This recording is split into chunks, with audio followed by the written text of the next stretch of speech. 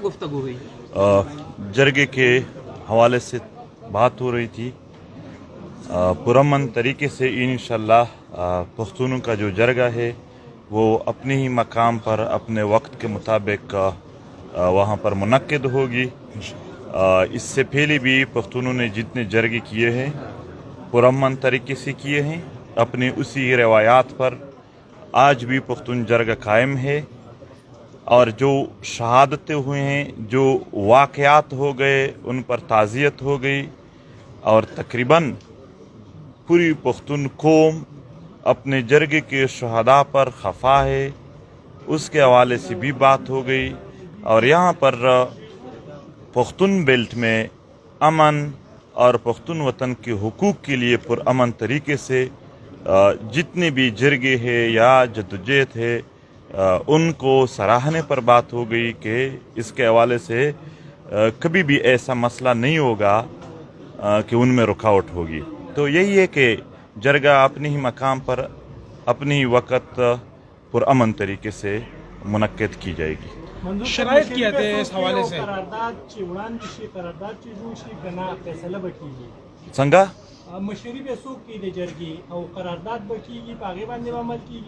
गोरा जरगा द पुख्तून वतन रवायात थी द जरगे आनर सोक हम नवी मंगो तासु टोल पख्ताना सर वलाड़ियो जरगा मुंतजिम लरी खो आनर न लरी जरगा के आनर टोल पख्तून काम वी चित्सुम रहम द दुई मर्शानवी अटोल दागे मालिक वी नो चिकला टोल पख्ताना रा वरसेगी दागो द खपल रवायात मुताबिक मुशावरत वशी हेगे मुशावरत पस पर दुई खपल मुतालबात और देगी हल संग विनी पागा बंदयालता खबर होगी। सीएम साहब, ये जो नुकसानात हुए अब भी मंजूर पश्तीन के सामने, आप उस बारे में क्या कहेंगे? उसको सजाएं मिलेगी? मैं ये कहता हूँ कि जो वफाकी हुकूमत ने सूबे के अंदर मुदाखलत करके सूबे की रिवायात को जिरगा जो कि हमारी पहचान है हमारी पश्तूनों की, उसके ऊपर जो एक हमला किया काबिल मज़म्मत है। और अल्हम्दुलिल्लाह ये हमारी कामयाबी है कि कुर्बानी तो देनी पड़ती है। पाकिस्तान भी बना था तो कुर्बानी दी थी और फिर कबाइल ने तो पूरे पाकिस्तान के लिए अमन के लिए बहुत कुर्बानी दी है। अभी भी शहीदों के ज़रिए कुर्बानी दी गई है, लेकिन उस कुर्बानी का इंशाल्लाह समर भी आएगा, उसका इंशाल्लाह फल भी मिलेगा। इस तरह हमारे अब अजदाद ने दी, आज हमें एक आज़ाद मुल्क मिला, इस तरह हम देंगे हमारे बच्चों को जो है एक बेहतर अमन मिलेगा, बेहतर पाकिस्तान मिलेगा। तो उसमें इंशाल्लाह आज उसकी कुर्बानियों का ये फल है कि हमारा वो जरगा वहीं पर ही उसी जगह पर इंशाल्लाह हो रहा है, कामयाब जरगा होगा इंशाल्लाह। तमाम जो मसाइल हैं, मुतालबात हैं, उन पे बैठ कर ये लोग मुशावरत करेंगे और उसके बाद इंशाल्लाह मेरा ये भी वादा है कि मुशावरत करने के बाद जो भी करारदाद पास होगी मैं बहैसियत वज़ीर आला इंशाल्लाह उसको हर उस फोरम के ऊपर कंटेस्ट करूँगा, मुकदमा लड़ूंगा। सफ़ीर बन करके ये मसाइल हमारे मसाइल हैं और इनका हल हमारा हक है इंशाल्लाह। और बहैसियत अली अमीन भी इंशाल्लाह मैं वादा करता हूँ कि मैं इंशाल्लाह ये मसाइल हल करने की पूरी कोशिश जारी हुआ। कोई शराइत रखे गए हैं मुज़ाकरात में कि ये मतलब शराइत वहाँ पे होती है भाई जहाँ पे दिल में कोई और बात हो। हम खुली किताबें हैं, खुली बात करने वाले, मुझे भी आप जानते हैं और मंजूर पश्तीन को सब जानते हैं। खुली बातें जो सारे पीढ़ी में करने वाले लोग होते हैं उनमें कोई शराइत या ऐसी मामलात वाली बात नहीं होती। हाँ, कुछ मशवरा होता है, मशवरा हुआ है इंशाल्लाह और वो इसके हिसाब से हुआ है कि जरगों को किस तरीके से इंशाल्लाह, क्योंकि मैं मेज़बान हूँ अब, तो किस तरीके से मैं अपनी सर से दे के हमारी ये दुआ और कोशिश है कि हम सब लोग जो यहाँ पे हैं अल्लाह में कामयाब करे। जो मेहमान आ रहे हैं यहाँ पे उनकी अच्छी मेज़बानी हो, अल्लाह उनको खैर से लाए और खैर से उनको भी घर ले जाए और जगह के जो मुतालबात हैं तो मकसद है इंशाल्लाह अल्लाह उसमें कामयाबी दे। आमीन। एक सवाल है, इस पर क्या मुतमईन है आप? इस जरगा हमारी रवायत है और हम करेंगे।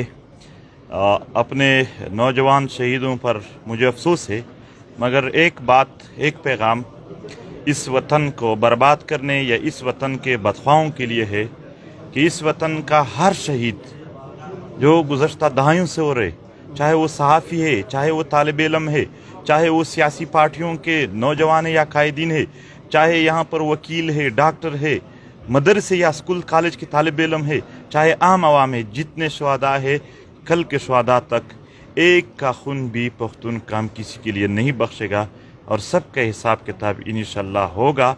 لیکن یہ حقیقت ہے کہ اس کے لیے ایک جرگہ ہونا ضروری ہے کہ جرگے میں لوگ اپنا پیغام لے آ سکے، جرگے میں اپنے حساب کتاب، جرگے میں اپنے غم اپنے درد کی بات کر سکے، اس کے حوالے سے وہ اکٹھے ہو کر ایک مشاورت کر سکے، اور اس کے لیے مشاورت انشاءاللہ جرگے کے ذریعے ہو جائے گی. بہت شکریہ آپ سب کا.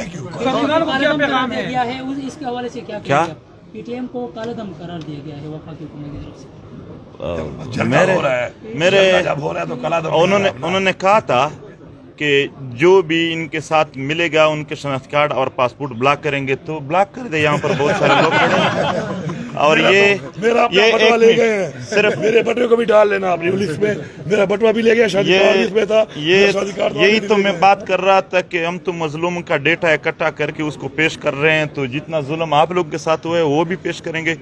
اور یہی کہ وہ اس پر اگر شناختی کارڈ اور پاسپورٹ بند کرنا چاہے تو دل سے، اگر یہ سارے صحافی اور جو نہیں حاضر وہ ان سے پوچھ لے، وہ بھی ہمارے ساتھ کھڑے ہیں. پورے پختون بیلٹ اپنے جرگے کے ساتھ کھڑے ہیں.